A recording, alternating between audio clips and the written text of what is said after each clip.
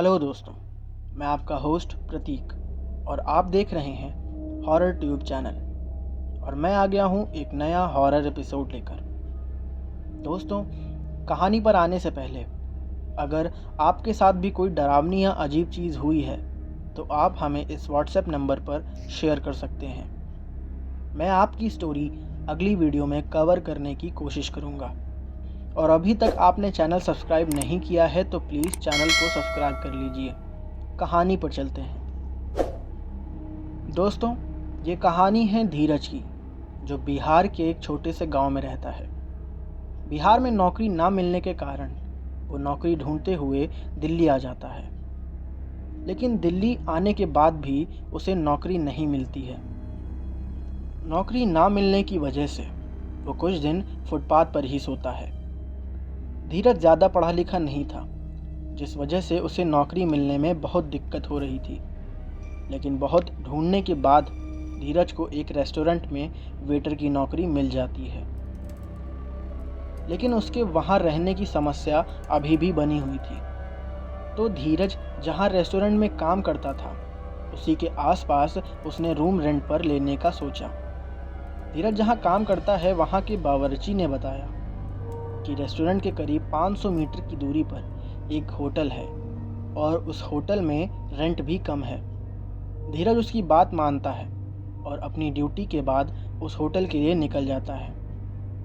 धीरज को होटल तो मिल जाता है, लेकिन जैसा उस बावर्ची ने बताया था उससे कई ज़्यादा वो होटल जर्जर था और धीरज को वो होटल कुछ अजीब सा लग रहा था। धीरज को किसी भी हालत में रहने के लिए जगह चाहिए थी। धीरज बिना कुछ सोचे अंदर जाता है। वहाँ काउंटर पर एक बूढ़ा आदमी बैठा होता है। धीरज उससे पूछता है, अरे अंकल जी, मुझे एक रूम चाहिए, मिल जाएगा क्या यहाँ पर? बूढ़ा आदमी बोला, बेटा अभी तो एक भी रूम खाली नहीं है, सब रूम किराए पर चढ़े हुए हैं। धीरज बूढ़े अंकल से फिर कहता है कि देख लीजिए, कोई रूम खाली हो अगर।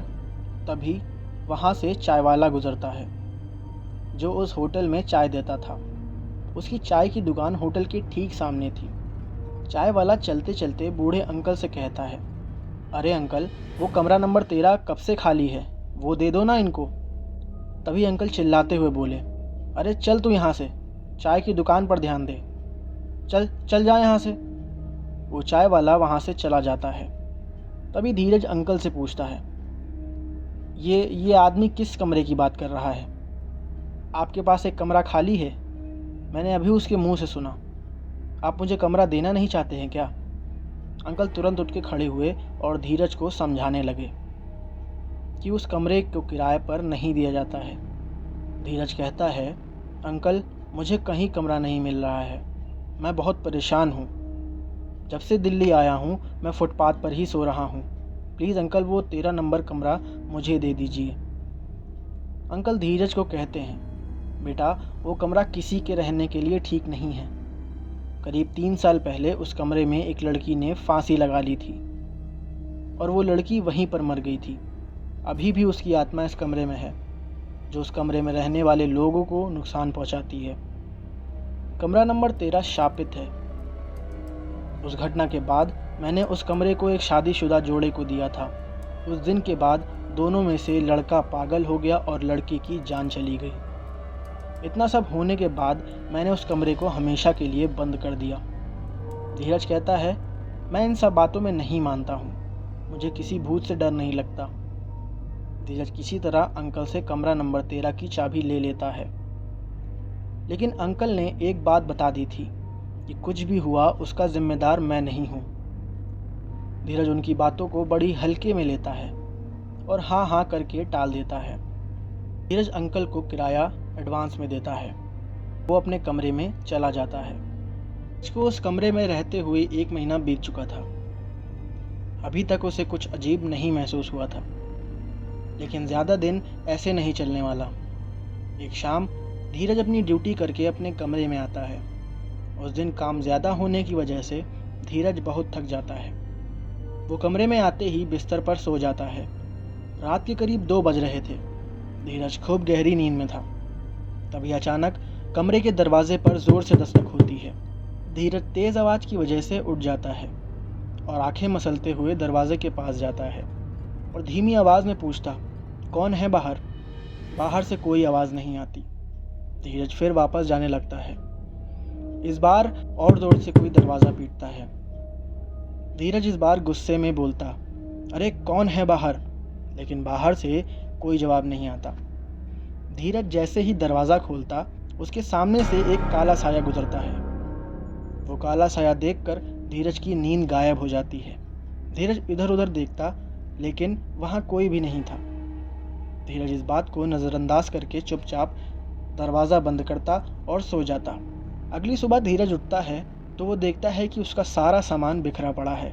उसके कपड़े और बाकी सामान किसी ने बैग से निकाल के बाहर फेंक दिए हों। सामान की यह हालत देखकर धीरज थोड़ी देर सोच में पड़ जाता है, लेकिन धीरज इसे भी नज़रअंदाज कर देता है और तैयार होकर अपनी ड्यूटी के लिए निकल जाता है। धीरज दिन भर काम करता है और वापस फिर से अपने रूम पर आता। काम से वापस आने के बाद धीरज बाथरूम में फ्रेश होने के लिए जाता है। धीरज जैसे ही बाथरूम में नल खोलता तो उस नल से काला रंग का पानी निकलता। ये देखकर धीरज भागते हुए काउंटर पर बैठे अंकल को बुला के लाता है और पानी को दिखाता, लेकिन अब पानी नॉर्मल था। ये देखकर धीरज एकदम शॉक हो गया कि ऐसा कैसे हो सकता है। तभी अंकल बोलते हैं, बेटा अभी भी समय है, ये कमरा खाली कर दो। धीरज अंकल की बात सुनकर कहता है, अरे नहीं अंकल, शायद ये मेरा वहम होगा। उसके बाद धीरज खाना खाता है और सो जाता है।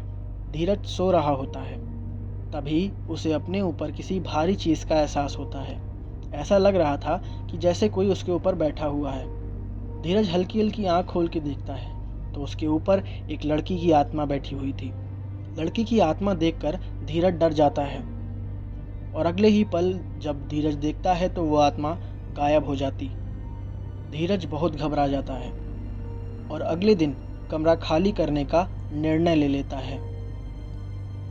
उस रात धीरज सोने की कोशिश करता है, लेकिन कमरे में चारों तरफ उस लड़की की आवाज़ गूंज रही थी कि इस कमरे से निकल जाओ। धीरज अपने सपने में उस लड़की को फांसी लगाते हुए देखता और वो शादीशुदा जोड़े की मौत कैसे हुई, धीरज को वो भी दिखाई देता है। धीरज से अब ये सब बर्दाश्त नहीं हो रहा था। इस सब की वजह से धीरज की मानसिक हालत भी खराब हो रही थी। धीरज डर और सदमे में था। उस कमरे में रात बिताना अब उसके लिए असंभव था। अगली सुबह होती है। उसने अपना सामान बांधना शुरू कर दिया। वो उस कमरे से जल्द निकलना चाहता था। धीरज ने अंकल को बुलाया और उन्हें सारी रात की घटनाएं बताईं। अंकल ने धीरज को समझाया कि वो पहले ही कह चुके थे कि उस कमरे में रहना खतरे से खाली नहीं है। उन्होंने धीरज को कमरे का किराया वापस कर दिया और उसे जाने दिया। धीरज को एक नया कमरा ढूंढने में थोड़ी दिक्कत हुई, लेकिन आखिरकार उसे एक छोटा सा कमरा मिल गया। नया कमरा सादा था, लेकिन डर से मुक्त था। धीरज धीरे धीरे अपने पुराने अनुभवों को भूलने लगा था। उस घटना के बाद धीरज की तबीयत थोड़ी ख़राब हुई थी, लेकिन रेगुलर डॉक्टर के इलाज के बाद वो ठीक हो गया था। और उस घटना से धीरज को एक सबक भी मिल गया था कि इस दुनिया में इंसान के अलावा और भी कई चीज़ें हैं जिन्हें हमें नज़रअंदाज नहीं करना चाहिए। तो दोस्तों, ये था आज का एपिसोड। आपको ये एपिसोड कैसा लगा कमेंट में ज़रूर बताइएगा। और आपके पास भी कोई डरावनी कहानी या घटना है तो आप हमारे साथ इस व्हाट्सएप नंबर पर शेयर कर सकते हैं। ऐसे ही और एपिसोड के लिए हमारे चैनल को सब्सक्राइब करना ना भूलें। मिलते हैं अगली वीडियो में, तब तक के लिए अपना ख्याल रखिएगा।